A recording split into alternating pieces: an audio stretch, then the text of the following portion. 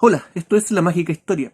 Primero que nada, quiero responderle a Mauro porque he tenido unos problemitas ahí con la campanita, así que ahora me di cuenta de tu comentario. Sí, es el libro de Nietzsche. Lo otro es que claro que sí, con el correr del tiempo con respecto al budismo, hay tantas escuelas distintas ahora de budismo que se ha distorsionado, ¿cierto?, la visión original del maestro. Incluso por ahí leí alguna vez de que las técnicas de meditación de hoy en día no son las que ocupaba Buda y que esas técnicas de meditación se perdieron en el tiempo. Pero básicamente el mensaje es siempre el mismo. Si básicamente puede ser lo mismo que dicen la señora cuando dicen ni muy adentro que te queme, ni muy afuera que te hiele. Así que en la base la religión siempre es muy sencilla, muy simple. En la cúpula se complica y vamos a ver por qué. Vamos a verlo en los videos por qué pasa eso. Eh, Vamos a ver también un poquito mi visión con respecto al ateísmo, de que yo tampoco yo no promuevo el ateísmo y vamos a ver por qué. Y el otro tema, el asunto del incendio en el edificio frente a los tribunales aquí en Concepción, claro que sí, pues, para mí por lo menos queda claro de que allí hay un aspecto ritual. No es coincidencia de que el único edificio con forma de obelisco de Concepción y que está a 777 metros del campanil de la Universidad de Concepción se queme, y no al primer intento, sino que ya habían intentado, esta era la sexta vez que intentaban quemarlo. Y puede ser que a lo mejor aún les quede una última vez, pero vamos a dejarlo hasta ahí porque este asunto está tan raro que no hay esas cosas de por ahí que a alguien se le ocurra después decir, este tipo lo dijo primero y no sé, me echen la culpa de algo. Así que vamos a dejar el tema político hasta ahí. Mm, Creo que mi aporte va por otro lado. Hay personas que hacen mejores videos con respecto a lo político que yo, son menos dispersas y son más entretenidos los videos. Quiero recomendar un canal que se llama Paragnosis, Gnosis con G, para, ¿cierto? Y G, Gnosis. Allí este caballero, un caballero chileno, analiza, ¿cierto?, toda la contingencia actual de Chile. Y tiene un video bien interesante donde él habla acerca de cómo utilizaron la magia un poquito. Bueno, él no habla de magia, pero se entiende. Para pacificar, perdón, a las masas santiaguinas durante el 2007 para que no se produjera lo que se está produciendo ahora con respecto al Transantiago. Y que retrasaron la respuesta popular de la gente para esta fecha, ¿cierto? Y eso se complementa un poco con el otro video que hice anteriormente, con el tema de la Avenida del Papa, ¿cierto? Que hizo la gira, ¿cierto? El año pasado por los países que justamente ahora están enardecidos, ¿cierto? Y cómo el mensaje subliminal del Papa, ¿cierto?, habría ayudado a este asunto. La magia, ¿cierto? Son verdaderos magos, siempre lo he dicho. Y este tema de ocupar técnicas para manipular a las masas, uno puede pensar que son técnicas muy recientes, pero en realidad no. Tienen miles de años y al parecer se escribieron algunos libros con respecto a eso en la India. Pero ese otro tema, si es que vamos a lo que nos convoca, que es empezar el ciclo ya para terminar este canal de La Mágica Historia. Van a quedar muchas cosas en el tintero, pero voy a hacer lo posible. Estos videos son, siempre lo he dicho, son improvisados, así que siempre se me quedan cosas atrás. En fin, se hace lo que se puede. Vamos, como, hace como 10 o 13 años atrás, ¿cierto? Cuando comencé a descubrir cosas que yo no conocía y comencé a juntar material, ¿cierto? Sin saber que en ese momento, que en algún momento, valga la redundancia, lo iba a compartir. Eh, pero llegó, ¿cierto?, a un punto en donde tenía tanto material que yo dije, no, con esto debo hacer algo, tengo que hacer algo con esto. Y surgieron dos ideas por separado. Una de esas ideas desembocó en el libro que terminé de escribir, ¿cierto?, a principio de año, que estoy tratando de publicar y que de alguna manera lo voy a hacer. de alguna manera lo voy a publicar. Y ese libro, en un comienzo, yo le había puesto Proyecto Jesús. Ambicioso el nombre. ¿Pero por qué? Porque la idea era hablar del maestro, pero no directamente de él, sino que de todo el ambiente que lo rodeaba y todos los proyectos que habían alrededor de él, los proyectos monárquicos, los proyectos mágicos, los proyectos esotéricos, los proyectos de cambio de era. Él vivió el cambio de era igual como lo estamos viviendo nosotros ahora. Entonces, eso. Y esa idea finalmente desembocó en el libro, ¿cierto? Pequeño César, que transcurre 30 años antes de Cristo, antes de que el maestro naciera. Entonces, el protagonista principal ni siquiera ha nacido, pero me la arreglo para que esté presente en el libro. Bueno, la otra idea que quedó botada, que quedó en el tintero, era hacer algo que fuera así como una entrevista o las memorias, ¿cierto?, de un ser extraterrestre, de un gris, específicamente el gris que se supone que estuvieron prisioneros en el área 51. Después del accidente de Roswell, ¿cierto? Estos seres en la antigüedad, ¿cierto? En Sumeria los llamaban Igigi, y ese era el nombre que iba a tener el libro, Igigi, o la raza de los observadores, ¿cierto? Y se supone que estos seres han presenciado toda la historia del hombre, ¿cierto? Desde un comienzo hasta ahora. Entonces, esa era la idea, de que a través de la mirada de este ser, entender un poquito la historia del hombre. Pero aquí hay algo que siempre hay muchas cosas que no se entienden en la historia del hombre. Muchas cosas, hay más preguntas que respuestas. Y si uno comienza a investigar, aumentan más las preguntas que las respuestas. En todo orden de cosas. En el plano científico, en el plano político, lo que está ocurriendo ahora, ¿cierto? Uno se pregunta por qué, si dos personas se juntan a conversar y a los 10 minutos ya están arreglando los problemas políticos, ¿cierto? Comienzan a aparecer soluciones. ¿Por qué nunca se ejecutan estas soluciones? ¿Por qué este sistema es tan adverso con el ser humano? ¿Por qué se siente tan viciado? Tan maligno, ¿cierto? ¿Por qué no puede ser un sistema más amable con las personas, ¿cierto? Nacemos en un ambiente amoroso, en un ambiente de amor, ¿cierto? En regla general, ¿cierto? Las personas nacen en un ambiente amoroso.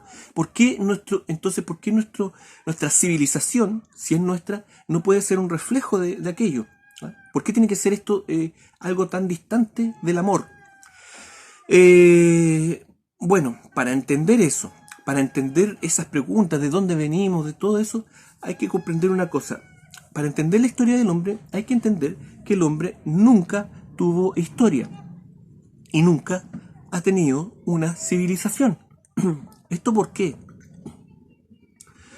Porque la historia que nos cuentan originalmente, ¿cierto?, a partir de los mitos, ¿cierto?, los mitos de la antigüedad, que nos hablan de una sola historia, es la misma historia. Y la última versión de ese mito es lo que nosotros conocemos como el Antiguo Testamento. Y es la versión más alejada. ¿Qué es lo que pasa cuando alguien cuenta una historia, ¿cierto?, de boca en boca, de oreja en oreja? La última versión de esa historia, ¿cierto?, viene siendo la visión más distorsionada y la que menos se entiende. Eso pasa con el Antiguo Testamento. Tenemos también la ciencia que nos habla del origen del hombre. Pero nuevamente quedamos con más preguntas que respuestas. Todos estos mitos nos hablan, no del hombre, nos hablan de los dioses creadores, los que crearon al hombre y su relación con el hombre, no la relación del hombre con estos seres, no la relación del hombre con los dioses. Es la historia de los dioses. Y después, en los tiempos clásicos, cuando aparecen los primeros historiadores, entre comillas, ¿cierto? Y después en el Renacimiento comienza a surgir la historia como la conocemos hoy en día. ¿Qué es lo que nos cuentan? Nos cuentan la historia de reyes y hombres poderosos que se creen descendientes de estos dioses creadores. Por lo tanto, siempre el ser humano ha estado al margen de la historia del ser humano. Y por eso es que hay muchas cosas que no se entienden. Por eso es que hasta el día de hoy no se puede comprender cómo en la antigüedad hay cosas ciudades, cómo las crearon, cuál era la civilización que estaba ahí. No era una civilización, era una civilización prestada. Cómo construyeron las pirámides, ¿cierto? ¿Quién las construyó? En fin, todo eso. Todas esas dudas comienzan a aclararse, ¿cierto? Lo que voy a decir a grandes rasgos. Pues, si tratara de buscar información para corroborar lo que voy a decir, me demoraría por lo menos 2 años. Por lo menos. Entonces, se entiende, ¿cierto?, que esto no se puede tomar como algo serio. Tómelo con calma. Pero saque de lo que yo diga, saque lo que le sirva, o lo que usted entienda, o lo que le llegue más lógico, digamos, ¿cierto? Obviamente, para poder llegar a estas conclusiones hay que apartarse de la visión religiosa y hay que apartarse de la visión científica y tratar de caminar, hacer un pasillo y caminar por el medio. Eso es lo que vamos a hacer. Vamos. ¿Quién creó el mal? ¿Dónde se originó este mal de nuestra civilización? ¿Cuándo y dónde? ¿Quién lo originó?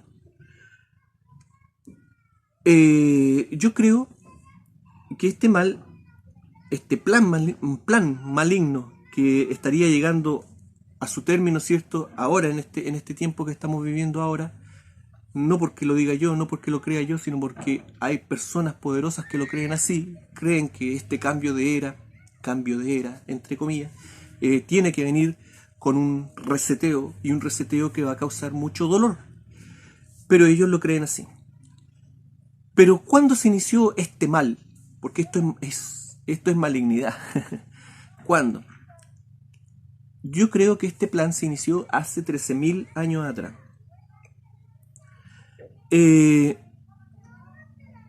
Pero para poder entenderlo, vamos a tener que remontarnos un poquito más atrás. ¿Cuándo? Al origen del universo. Vamos a ver lo que dicen los mitos y la ciencia, ¿cierto? La ciencia, hay una cosa con el ser humano. Desde pequeño, ¿cierto? Desde que uno comienza a tomar conciencia de lo que a uno lo rodea, uno pregunta cosas cuando se encuentra con cosas que uno no conoce. Y el adulto que está al lado, la mayoría de las veces, soluciona este problema dándole un nombre, diciéndole cómo se llama tal o cual cosa. ¿Cierto? El niño pregunta, ¿qué es eso? Y el adulto le responde, se llama así, se llama así. Y el niño se conforma con eso.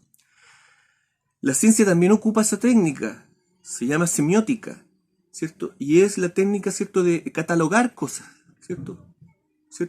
Un montón de listas de cosas bien catalogadas, ¿cierto? Las especies naturales, las rocas, las piedras, lo que nos rodea, los planetas, las estrellas, todo con nombre, y nos conformamos con eso. Pero eso no nos da una respuesta de la existencia de esas cosas. Y cuando surgen preguntas más profundas, la ciencia elabora teorías a las cosas más complicadas, pero teorías que no son demostrables, porque la trampita de la ciencia es que la ciencia pide que a través de un experimento una teoría se demuestre. Por lo tanto, cuando uno se pregunta cosas sencillas y básicas, como por ejemplo, ¿por qué el cielo es azul? ¿Por qué existen los rayos? ¿Por qué existe el clima? ¿Por qué existe el viento? Preguntas básicas. Uno busca y encuentra teorías científicas.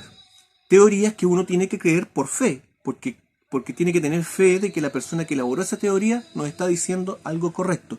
Por lo tanto, la ciencia es bien similar a la religión en ese sentido. Vamos entonces con el origen del universo. En un comienzo existía la nada.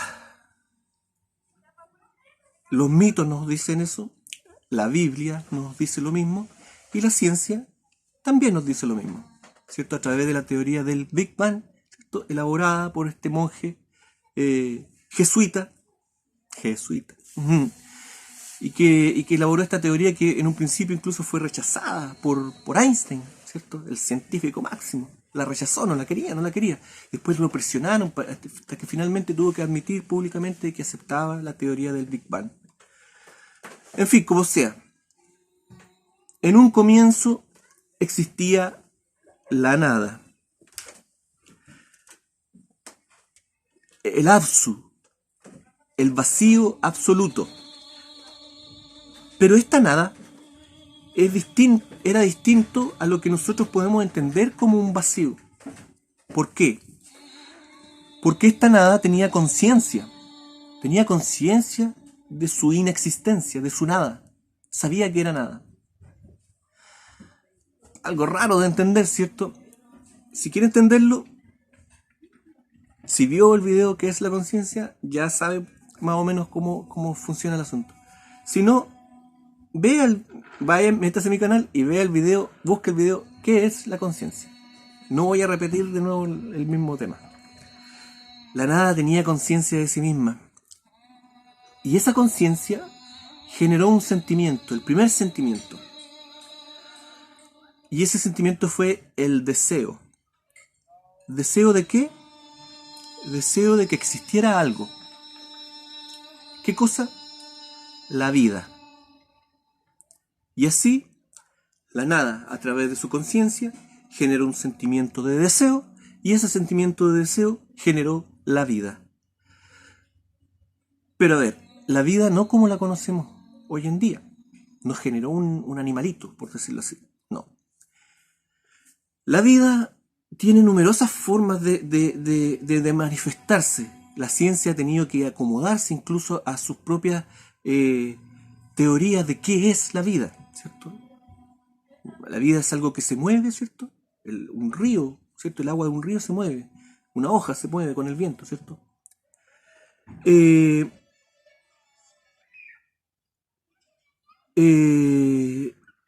Y así se va modificando, ¿cierto? La vida tiene, ¿cierto?, que ser algo que respira, pero tenemos seres que viven en ambientes donde no existe el oxígeno.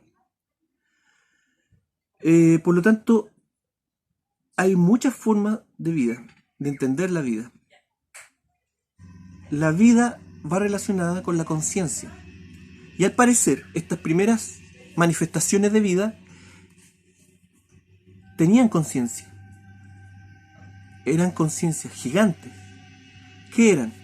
Al parecer los mitos nos dicen de que la nada creó en un comienzo los astros, las estrellas y los planetas.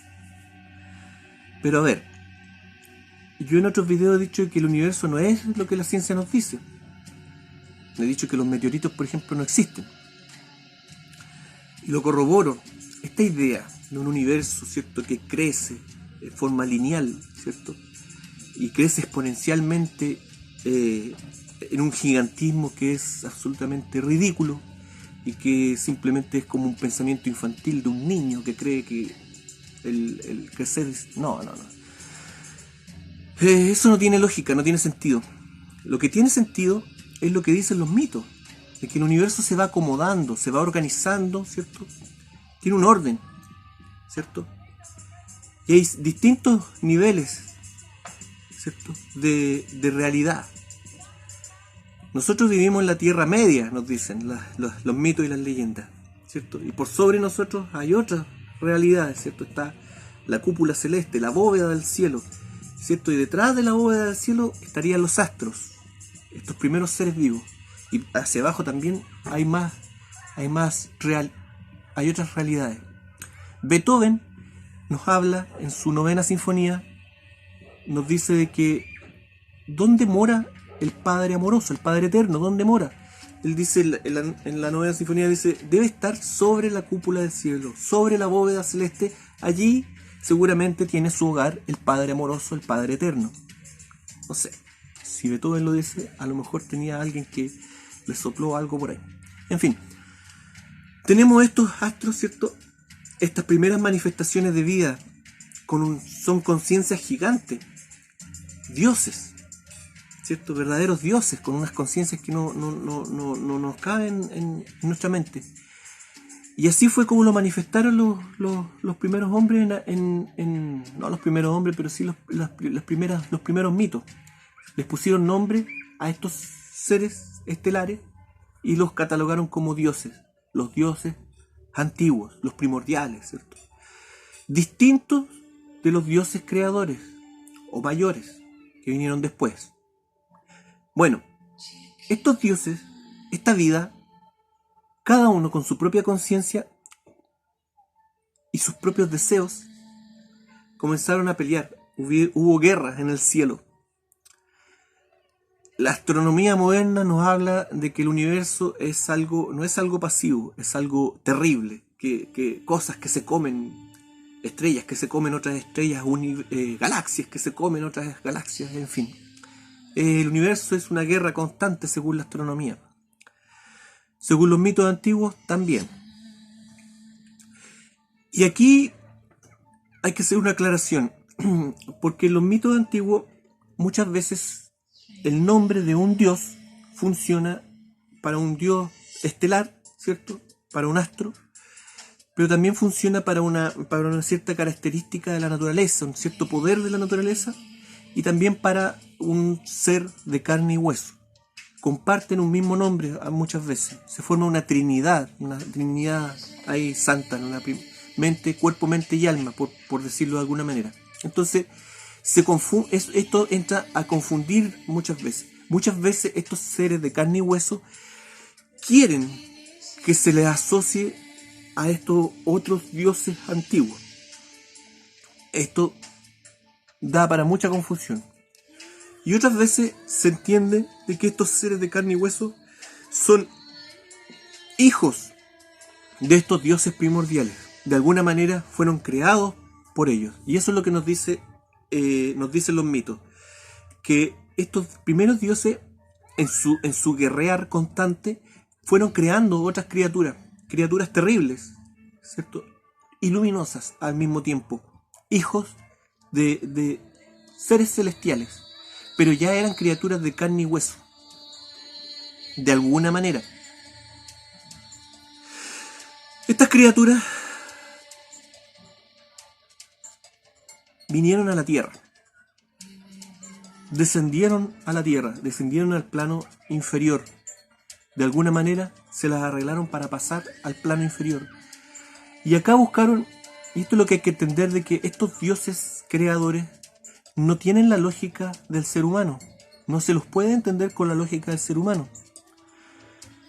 Y esto queda claro, ¿cierto?, con estas personas que siguen religiones esotéricas, que han tenido, ¿cierto?, han recibido información de seres de otros planos y se vuelven locos. Terminan enloquecidos porque es una información que el ser humano no puede absorber. Es una lógica que no va con nosotros. Y hay otra cosa que entender aquí. Estos dioses no piensan en el ser humano, no están ni ahí con nosotros, a menos de que puedan sacar algún provecho de nosotros. Y eso es lo que vamos a ver. Ellos llegaron acá a la Tierra con sus propias ideas políticas, su propia moral, ¿cierto? Llegaron buscando algo. Nuevamente, los mitos nos dicen que llegaron buscando algo material. Vinieron a hacer rastreos geológicos, parece, ¿cierto? Muchos mitos dicen que vinieron buscando oro. Y bueno, hay un montón de material en internet en donde muchas fallas geológicas, ¿cierto?, se entienden como el resultado de este trabajo, ¿cierto?, de minería. Bueno, aquí surge la necesidad de crear al ser humano. El ser humano es una creación artificial. Y lo crean no por amor, como dice la Biblia, sino que el ser humano es creado con dos funciones principales. Una, satisfacer las necesidades de estos seres a través del trabajo. Servir a estos seres y además trabajar para ellos como esclavos. El ser humano fue creado para ser un esclavo. Esa es la triste realidad. ¿Realidad? ¿Habrá alguna prueba de eso? Vamos viendo. ¿El ser humano es una creación natural o artificial?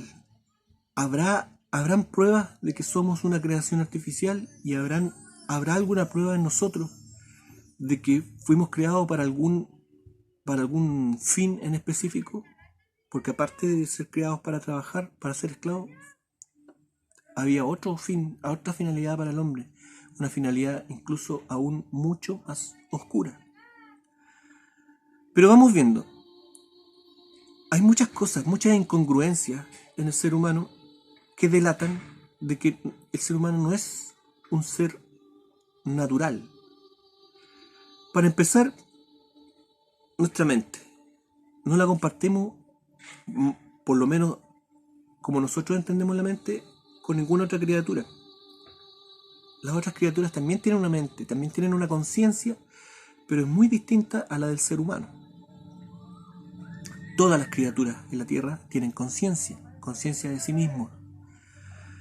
Una vez vi un video donde mostraban cómo trabajaban los linfocitos, los glóbulos blancos, que son los encargados de eliminar las células que están enfermas, ¿cierto? Que pueden producir tumores si se juntan muchas células enfermas. Si se reproducen, pueden producir tumores. Entonces, esas células, los linfocitos, su trabajo es eliminar estas células.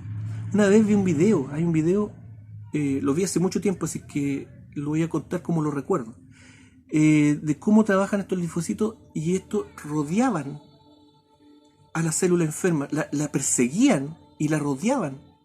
Y cuando la célula enferma se veía rodeada, sabía lo que le iba a pasar, temblaba, tiritaba. Algo muy raro. Y era un verdadero fusilamiento químico. Los linfocitos funcionan escupiendo químicos ácidos, ¿cierto? De alguna manera, a esta célula se deshace. Pero esta célula tenía temor, es algo que se ve en el video. Tenía, hasta lo más mínimo, tiene conciencia. Cualquier niño que ha jugado, ¿cierto?, viendo las hormigas, una fila de hormigas, sabe que no todas las hormigas se comportan de la misma manera. Tienen como una personalidad, a pesar de que un adulto ya pierde esa capacidad de ver esto, y un adulto ve, ¿cierto?, una fila de puntitos moviéndose, ¿no? Pero un niño que está mirando ahí ve que hay una que es más agresiva, otra que es más floja. Hay una diferencia entre cada ser, cada individuo.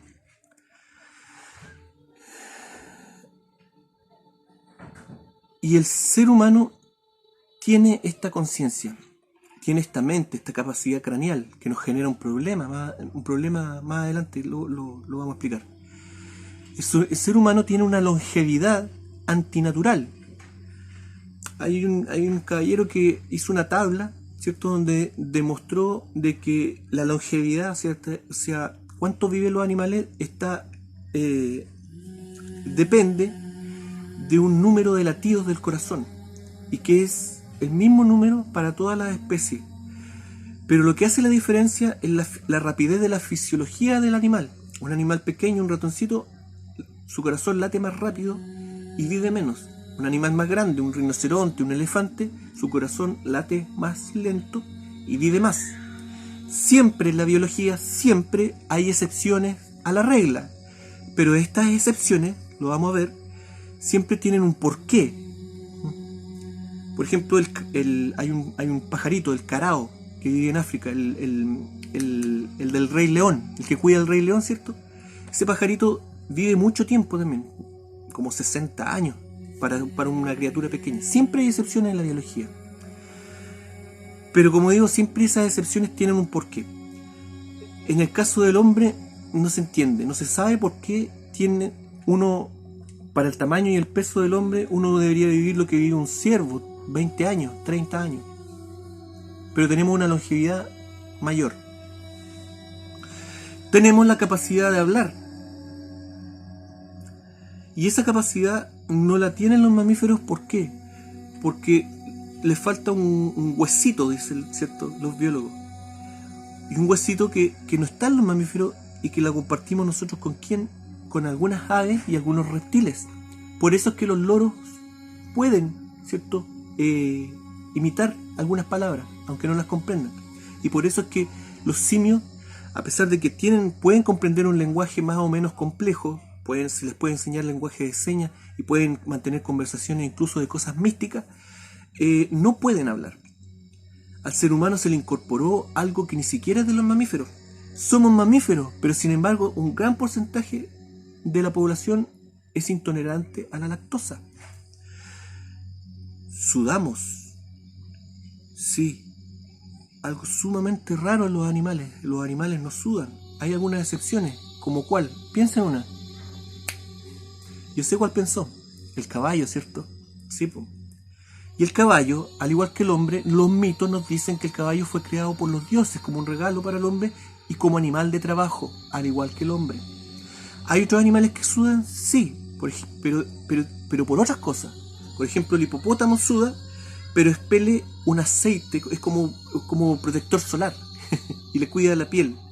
No lo hace para regular la temperatura, como en el caso de nosotros, o en el caso del caballo, animales de trabajo que necesitan sudar para regular su temperatura.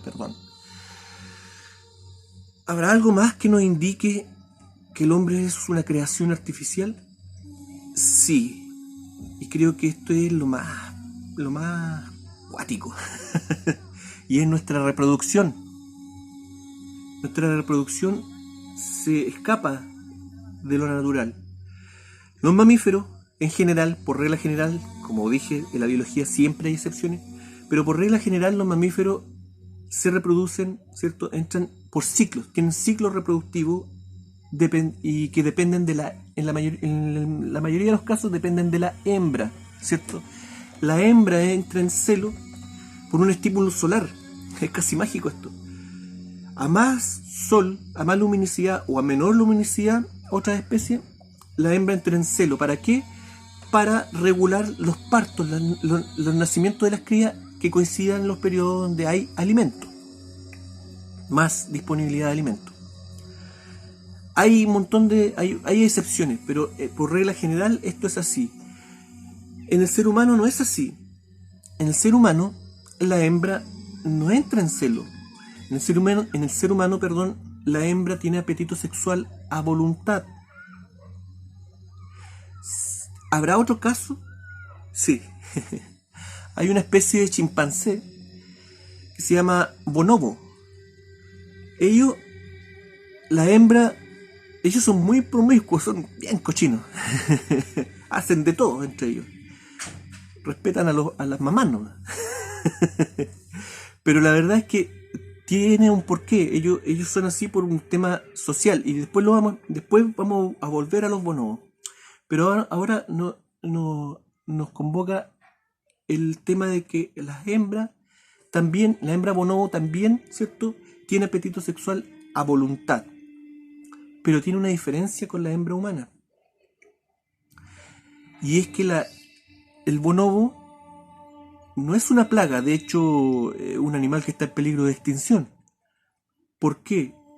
Porque su ciclo reproductivo, a pesar de que la hembra se puede aparear o tener algún tipo de acto sexual varias veces en el día, su ciclo reproductivo es muy largo, más de 4 años, para que entre preñez y preñez.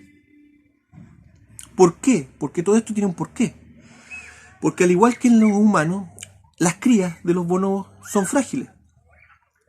No como otros animales donde el ciervo nace, ¿cierto? Y a la media hora el ciervito está corriendo, ¿cierto? Un ser humano, piénselo usted en la naturaleza, una cría de un ser humano también necesitaría 4 o 5 años de cuidado para poder salir al ambiente, al aire libre. Y esa es la razón de por qué los bonobos tienen un ciclo sexual reproductivo, tan largo. Pero esto no se da en el ser humano. En el ser humano, la hembra del ser humano tiene apetito sexual, como lo dije, a voluntad. Pero aparte, tiene un ciclo reproductivo que es constante. Cada 20 y tantos días, la hembra pone un huevito, por decirlo de una manera. ¿Qué otro ser se parece al humano en ese sentido? Las gallinas de corral. Las gallinas de corral también ponen un huevo, ¿cierto? El ciclo no termina nunca. Y esto se entiende en un animal que está en un ambiente controlado. Porque si estuviera en la naturaleza, ¿cierto? Sería una plaga.